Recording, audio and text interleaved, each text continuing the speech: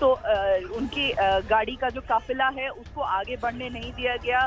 जो वहाँ पर टीएमसी के समर्थक थे उन्होंने उनकी गाड़ी को रोक लिया और गाड़ी के सामने जो है वो लगातार प्रदर्शन करते रहे। बाबुल के जो सुरक्षा कर्मी हैं उन्होंने जो टीएमसी के कार्यकर्ता थे उन पर लाठियां भी भाज दी और दूसरी तरफ से पत्थर मार करके बाबुल की गाड़ी पर भी हमला किया गया। और जैसा आशिका आपने बताया कि अब बाबुल की गाड़ी वहां से निकल गई है, स्थिति को नियंत्रण में लाने की कोशिश हो रही है।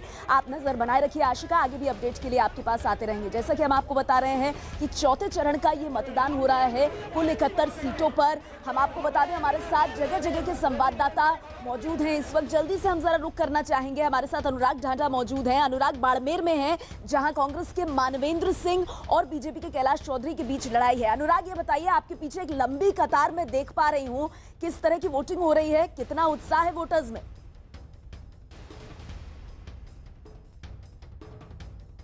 देखिए, बिल्कुल ज़बरदस्त उत्साह है क्योंकि इस सीट पर कांटे की टक्कर है और वो रिफ्लेक्ट हो रहा है साफ तौर पर। मैं आपको बूथ की तस्वीर अगर दिखाऊं तो ज़बरदस्त गर्मी है इस इलाके में, बाड़मेर में। कल की अगर बात करें तो 45 डिग्री के आसपास तक तापमान गया था और अभी जो आप तस्वीर देख रहे हैं ये लंबी कतार सुबह 7 बजे से लगी हुई है और शायद अगर 1 घंटे तक यही तस्वीर रहती है तो उसके बाद ये गर्मी बर्दाश्त करना वोटर्स के लिए काफ़ी मुश्किल हो जाएगा। तो ज़बरदस्त उत्साह वोटर्स में है, अपने अपने कैंडिडेट के लिए वोट करना चाहते हैं। बीजेपी कैंडिडेट सुबह सुबह अपना वोट डाल चुके हैं। मानवेंद्र अभी यहाँ पहुँचेंगे। हम उसी बूथ पर मौजूद हैं जहाँ पर कांग्रेस के उम्मीदवार मानवेंद्र सिंह यहाँ पर वोट डालेंगे और मैं आपको नज़दीक से दिखाऊं कि किस तरीके की इन लोगों की परेशानी है जो कितनी देर से ये यहाँ पर खड़े हैं। थोड़ा समझने की कोशिश ये भी करते हैं कि जो अपने हक का इस्तेमाल करने के लिए सुबह सुबह जो वोटर निकल करके आया है, क्या उसको सुविधाओं की कमी है, क्या दिक्कत है जिसकी वजह से ये लंबी कतारें लगी हुई हैं। कब से आप लोग खड़े हैं यहाँ? 1 घंटे से खड़े।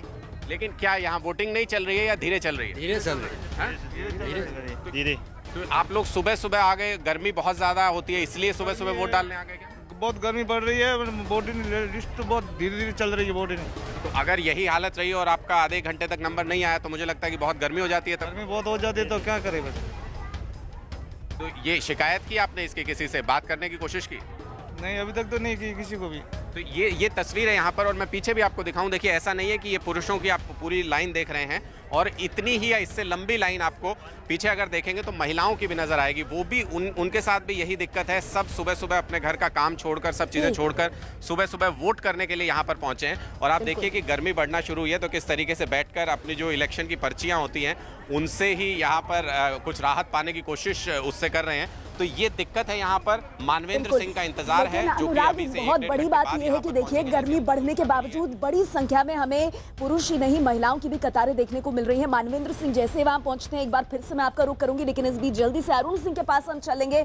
बड़ी हॉट सीट कन्नौज की, जहां पर अरुण सिंह सुबह से ही मौजूद है। अरुण, आपके पीछे भी मैं लंबी कतारें देख पा रही हूँ, किस तरह का माहौल है कन्नौज की सीट पर? देखिए, सबसे पहले तो कन्नौज की जो सीट है, हाई प्रोफाइल सीट, जैसा कि आपने कहा, वहाँ पर कतार कितनी लंबी है उसकी तस्वीर सबसे पहले मैं आपको दिखाऊं। उत्तर प्रदेश पुलिस के लोग हैं जो वो व्यवस्था में लगे हुए हैं, लेकिन काफ़ी लोग काफ़ी देर से खड़े हैं और इसलिए यहाँ पर कुछ लोग बैठे भी हैं क्योंकि उनकी बारी अभी आने में समय लगेगा।